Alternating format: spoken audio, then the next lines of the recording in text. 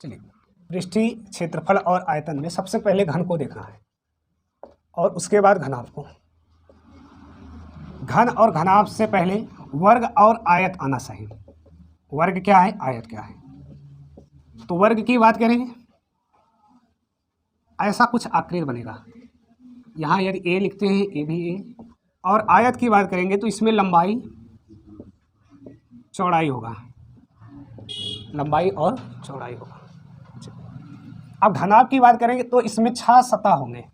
कितने? 6 सतह। ऐसा कुछ पारदर्शी में बनेगा ऐसा। अब घनाभ की बात करेंगे, इसमें भी 6 सतह होगा, लेकिन सभी सतह आपस में बराबर नहीं होंगे। ये ऐसा कुछ बनेगा। अब इसमें ए सभी होगा। यदि भुजा की बात करेंगे, ए सभी होगा ऐसे। तो कितने कोण हो जाएंगे? 12 इसमें कोण हो जाएंगे। अब कोण की बात करेंगे तो 8 हो जाएगा। ये देखिए कोण यहाँ पर ए 8 हो जाएंगे। अब सतह की बात करेंगे तो 6 हो जाएगा। इसी प्रकार इसमें भी 6 सतह होंगे।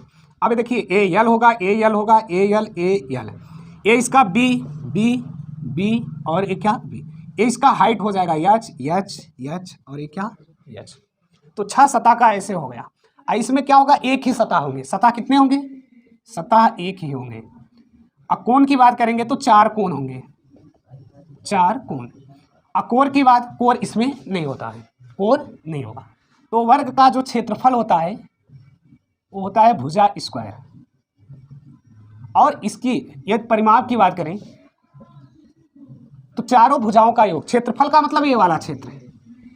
अब परिमाप का मतलब ए ए ए ए। यदि इसको ढका जाए या इसके चारों तरफ कोई बाउंड्री किया जाए तो एक कितना होगा, वही इसका परिमाप होगा। तो यहाँ पर लिखोगे चारों भुजाओं का योग ए प्लस ए। कुछ भी याद करना नहीं है, सिर्फ आकृति को समझना है एक बार, उसके बाद ये कभी भूलने वाला नहीं है। इसी को लिखते हैं 4 इंटू भुजा, 4 इंटू भुजा। यदि विकर्ण की बात करें, विकर्ण, तो देखो विकर्ण इसमें 2 होगा और दोनों आपस में विकर्ण बराबर होंगे। इसके प्रत्येक कोण जो होंगे ये 90 डिग्री होंगे, 90 डिग्री। यहाँ पर एक विकर्ण ए, यदि ए बी सी डी लिखते हैं तो एक विकर्ण बी डी होगा, एक क्या होगा? ए सी होगा। अब दोनों आपस में बराबर होंगे। यदि यहाँ से मैं एक त्रिभुज को अलग करता हूँ तो यहाँ पर एक समकोण बनेगा। जब समकोण बनेगा पाइथागोरस प्रमेय से विकर्ण की लंबाई निकाल सकते हो। तो विकर्ण बराबर क्या हो जाएगा? रूट इंटू भुजा। देखो पाइथागोरस प्रमेय से करोगे तो ए का स्क्वायर, ए का, दोनों को जोड़ोगे तो 2a स्क्वायर। और जैसे ही रूट को इस साइड लाओगे बड़ी वाले को तो पाइथागोरस प्रमेय हो जाएगा √2 इंटू भुजा।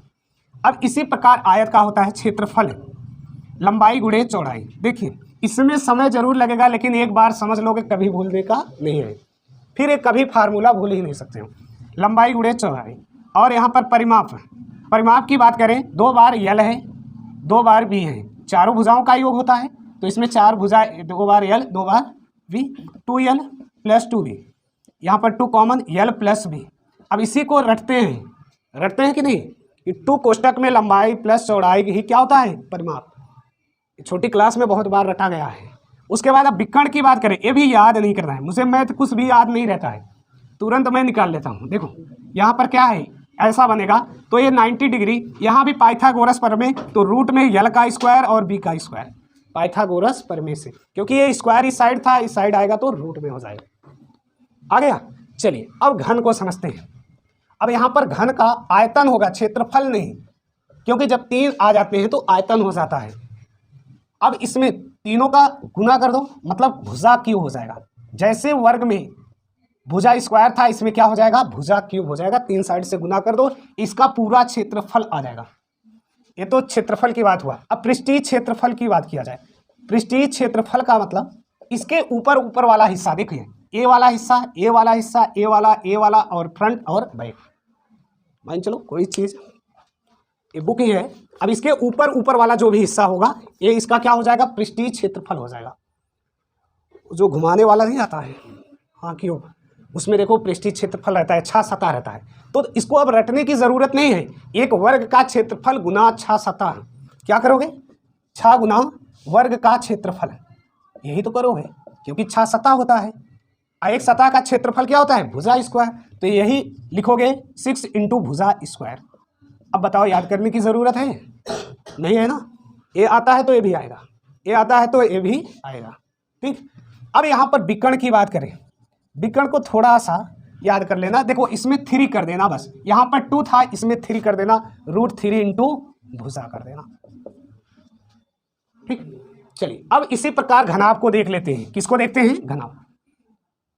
ये विकर्ण है, इसमें भी ऐसे विकर्ण बनता है। ठीक, ये अंदर का। चलिए घनाभ का आयतन देखते हैं पहले। आयतन तो तीनों का आपस में गुना कर दो, क्या हो जाएगा? LVH, लंबाई, चौड़ाई और क्या? ऊंचाई। यदि बात करें पृष्ठीय क्षेत्रफल की, पृष्ठीय क्षेत्रफल की, तो 2 बार यल है। यल कितनी बार है? नहीं, क्षेत्रफल एक सतह का LV plus BH plus HL। अब ऐसे ही और HL plus HB plus BL। देखो बात वही है, सब 2 बार है, सभी 2 बार है। देखिए एक सतह ये होगा, इसका क्या हो जाएगा? लंबाई और चौड़ाई। इसका क्या हो जाएगा? BH हो जाएगा। इसका क्या होगा? LV होगा। यहाँ पर BH। ऐसे ही आई फ्रंट वाला, फ्रंट का क्या हो जाएगा? L और H से। तो इसी प्रकार ये सभी 2 हैं, 2LV प्लस 2BH और 2HL, सभी 2 है। 2 कॉमन कर लो, 2LV 2BH और 2HL। यही तो आता है पृष्ठीय क्षेत्रफल आयत का और घनाभ का। देखो आयत से ही बना है ना। अब विकर्ण की बात करें तो इसमें सभी का स्क्वायर कर देना, L स्क्वायर, B स्क्वायर और क्या? H का स्क्वायर। चलिए लिख लीजिए।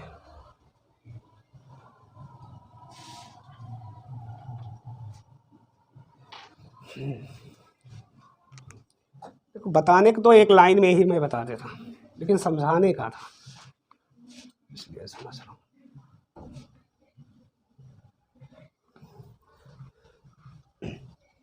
जिससे कभी भूलो ना।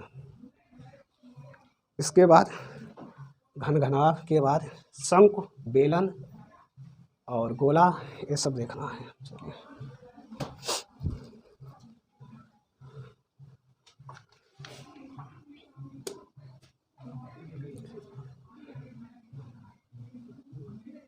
हटा दें।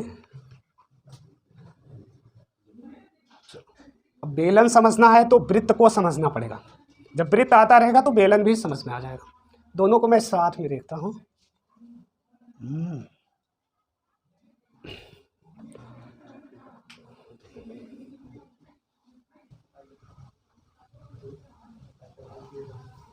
हटा दें। चलिए यहाँ से बेलन को देखते हैं। बेलन से पहले वृत्त को समझना है। यदि वृत्त समझ में आ जाता है तो बेलन भी समझ में आ जाएगा। वृत्त ऐसा कुछ होगा और इसमें त्रिज्या, ये संपूर्ण इसका व्यास हो जाएगा, ये परिधि हुई होगा, ऊपर का हिस्सा जो ये अंदर का हिस्सा, इसका क्षेत्रफल हो जाएगा। यदि क्षेत्रफल की बात करें, ये भी रटना नहीं है, 2 बार मतलब यहाँ r का गुना कर दो बस। अब पाई लगा दो, यही तो होता है पाई r स्क्वायर। मतलब एक r इधर एक r इधर, जैसे वर्ग होता है, वर्ग में क्या करते हैं? भुजा का 2 बार भुजा को गुना करते हैं, वैसे इसमें एक r इधर एक r इधर से गुना कर देंगे, ये डायरेक्ट इसका क्षेत्रफल आ जाएगा। और जिसमें भी गोला रहेगा वो आपका क्या हो जाएगा? परिधि। परिधि। कोई भी चीज़ जब भी गोला रहेगा तो उसमें पाई जरूर लगेगा, ये ध्यान रखना। पाई का वैल्यू क्या होता है? 3.14159। और ये संपूर्ण मतलब कटेगा नहीं, पाई बराबर 22/7 डिवाइड करके चेक कर लेना। ठीक। और एक पाई होता है वो 180 टेग्नामेट्री में। चलिए यहाँ से परिधि हो जाएगा। देखो 2 बार r है, 2 बार r है, 2r लिख दो, i इंटू पाई लिख दो, इसी को पढ़ते हो 2 पाई r। अब इसका व्यास पूछे तो व्यास क्या है? 2 गुना त्रिज्या है, त्रिज्या। अब इसी वृत्त को ऐसे रखते चले गए, ऐसे रखते चले गए, ये किसका रूप ले लिया? जैसे 1-1 रुपए का सिक्का रखते चले जाओ तो एक लंबी सी आकृति ऐसे बनेगी, बनेगा ना, है तो वो एक वृत्त ही ना। वृत्त रखते चले गए, वो क्या बन गया? बेलन बन गया। अब बेलन की ऊंचाई हो गया और इसमें भी त्रिज्या होगा, इसमें भी क्या होगा? त्रिज्या होगा। अब इसका आयतन की बात करें, बेलन का आयतन, देखो जो वृत्त का क्षेत्रफल होगा, वृत्त का क्षेत्रफल अब गुना ऊंचाई कर देना, यही तो इसका आयतन निकलेगा, pi r square into h. अब यही ऐसे लिखा जाता है, pi r square h, pi r square h, याद किया जाता है, कुछ नहीं।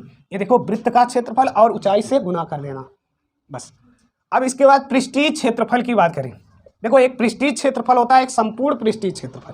पृष्ठीय क्षेत्रफल का मतलब इसका जो वक्र पृष्ठ होगा, या ऐसे बोल देगा वक्र पृष्ठ क्या होगा, वक्र मतलब गोला वाला, ये जो घूमा रहेगा उसका पृष्ठ कितना होगा ये देखना है।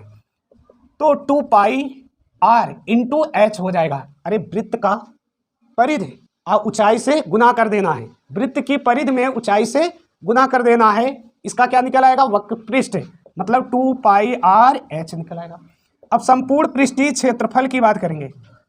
संपूर्ण पृष्ठीय क्षेत्रफल का मतलब वक्र पृष्ठ और दो वृत्त हैं, 2 इंटू वृत्त का क्षेत्रफल, एक नीचे वाला एक ऊपर वाला। यहाँ पर 2 pi r h plus 2 pi r square, 2 pi r common कर लो, एच प्लस आर। अब इसे रटते हो खूब, है ना, सुबह से शाम तक रटते हो फिर भी ये याद नहीं होता है, समझ लो एक बार ये याद हो जाएगा। वक्र पृष्ठ प्लस एक ऊपर वाला ढक्कन एक नीचे वाला ढक्कन, इसको भी जोड़ दो, आइए क्या आ जाएगा, संपूर्ण पृष्ठीय क्षेत्रफल आ जाएगा। चलिए लिख लीजिए, ये सिक्का रखते चलेंगे। अब ऐसे ही शंख को देखना है, शंख को भी देख लो, कोण शंख, शंख शंख ऐसा कुछ बनेगा, ठीक, इसमें आर आर ए एच एक तिर्यक ऊंचाई हो जाएगा यल। तो इसका आयतन की बात करेंगे तो ये जो बेलन होगा इसका 1/3 होता है, पाई आर स्क्वायर एच हो जाएगा। वक्र पृष्ठ की बात करेंगे तो पाई आर एल हो जाएगा, ए वाला हिस्सा। संपूर्ण पृष्ठीय क्षेत्रफल की बात करेंगे, संपूर्ण पृष्ठीय क्षेत्रफल पाई आर एल अब प्लस एक नीचे वृत्त है, इसका क्षेत्रफल स्क्वायर में, पाई आर कॉमन कर लो, एल प्लस आर, ए इसका आ जाएगा। चलिए लिख लेते हैं यहाँ से। अब देखिए पाई उसी में आएगा जो गोला रहेगा, वर्ग में आया नहीं आया, घन में आया नहीं आया, घनाभ में आया नहीं आया। अब जैसे ही गोला कोई भी चीज़ रहेगा राउंड में, उसमें पाई आ जाएगा, वृत्त में आ गया, गोला में आ गया, बेलन में आ गया, शंकु में आ गया। शंका मतलब जो बर्थडे में टोपी लगाते हैं वो भी शंका का है।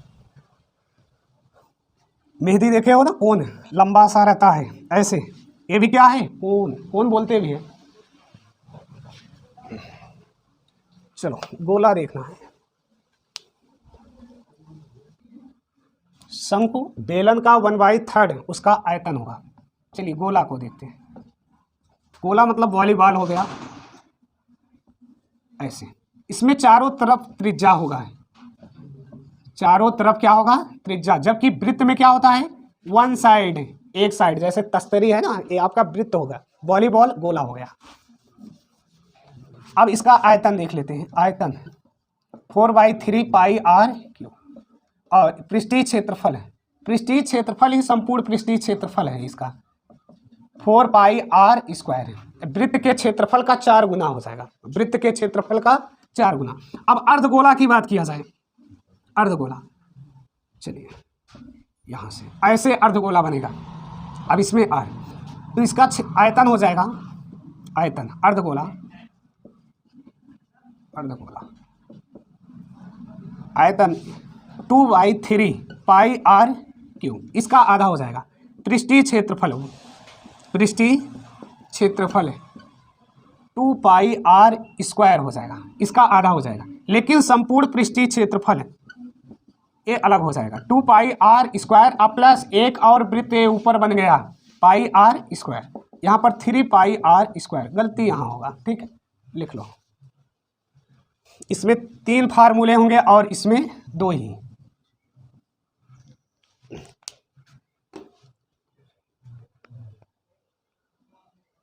चलिए क्वेश्चन देखते हैं। क्वेश्चन, यदि एक वृत्त की परिधि 88 सेंटीमीटर है तो वृत्त का क्षेत्रफल क्या होगा। यहाँ पर 4 विकल्प दिए गए हैं, इन्हीं चारों में एक क्या है, सत्य है कि परिधि बराबर 2 पाई आर, ये 88 है, 2 pi are, are equal to हो जाएगा 2 पाई, ये आ जाएगा 44 बटा पाई आर, या इसका वैल्यू रख दो 44 22 बटा 7, तो आर का 14 सेंटीमीटर। अब लिखना वृत्त का क्षेत्रफल पाई आर स्क्वायर, 22 बटा नहीं पाई रहने दो, पाई 14 का स्क्वायर 196 पाई, ये सेंटीमीटर स्क्वायर में, सेंटीमीटर स्क्वायर सभी होगा, ठीक है, ये वाला क्या होगा सत्य होगा। चलिए अगला क्वेश्चन है, दूसरा है एक तार 42 सेंटीमीटर त्रिज्या वाले एक वृत्त के रूप में है, मतलब 42 सेंटीमीटर त्रिज्या वाले आर इक्वल टू 42 वृत्त के रूप में है। अब इसको एक वर्ग में बना दिया गया, इसकी जो परिधि है इसकी परिधि के बराबर है, दोनों परिधि आपस में क्या है बराबर है, होगा ना। तो यहाँ से परिधि निकाल लेते हैं, वृत्त का परिधि, वृत्त का परिधि अब बराबर हो जाएगा वर्ग का परिधि, बराबर वर्ग परिमाप हो जाएगा, ये परिधि नहीं होगा परिमाप होगा, ठीक। तो वृत्त का हो जाएगा 2 पाई आर, इसका 4 इंटू भुजा होता है, वर्ग का क्या होता है 4 इंटू भुजा, 2 पाई का मान 22 बटा 7, यहाँ पर 42, अब 4 इंटू भुजा, इसी का भुजा ज्ञात करना है वर्ग का, 7 छंग 42 और ये 2 दूना 4, 2 से 11, तो भुजा इक्वल टू 66 सेंटीमीटर, कितना आ जाएगा 66 सेंटीमीटर। कौन सा विकल्प है, ये दूसरा इसका सत्य होगा। चलिए अगला क्वेश्चन, यदि किसी समचतुर्भुज के विकर्णों की लंबाई क्रमशः 8 सेंटीमीटर और 0.14 मीटर हो तो समचतुर्भुज का क्षेत्रफल क्या हो जाएगा। देखो समचतुर्भुज का क्षेत्रफल बराबर जो फार्मूला होता है 1/2 विकर्णों का गुणनफल होता है, विकर्णों का गुणनफल होता है। अब यहाँ पर विकर्ण 1 सेंटीमीटर में दिया है, क्या मीटर में दिया है, इसको भी सेंटीमीटर में चेंज कर लो। गलती यही होगा कि ये सेंटीमीटर में है ये मीटर में है, ऐसे गुना कर देंगे तो ये गलत आ जाएगा। तो जैसे ही सेंटीमीटर 1 मीटर बराबर 100 से गुना करेंगे तो 14 सेंटीमीटर आ जाएगा। तो 8 और 14 ध्यान देना है, 8 और 14। यदि चित्र की बात करें तो ऐसा चित्र बनेगा, यही इसके विकर्ण हैं, यही इसके क्या हैं विकर्ण हैं। तो 1/2 8 और यहाँ पर 14 56 सेंटीमीटर स्क्वायर आ जाएगा। कौन सा विकल्प है इसमें है 56, हाँ ये है लास्ट वाला विकल्प। क्या होगा, चलिए एक घोड़ा 28 मीटर लंबी रस्सी द्वारा एक खंभे में बंधा हुआ है, घोड़े द्वारा घास चरने का क्षेत्रफल क्या होगा। एक यहाँ पर खंभा, ये 28 मीटर, कितना 28 मीटर लंबा एक घोड़ा घास चर रहा है, तो ये पूरा क्षेत्रफल किसका होगा वृत्त का, वृत्त का क्षेत्रफल बराबर पाई आर स्क्वायर, पाई का मान 22/7 और आर का वैल्यू 28, 28 से 28, 7 चौका 28, 22 चौका 88 और 88 में 28 का गुना करोगे तो 2464 आएगा सेंटीमीटर।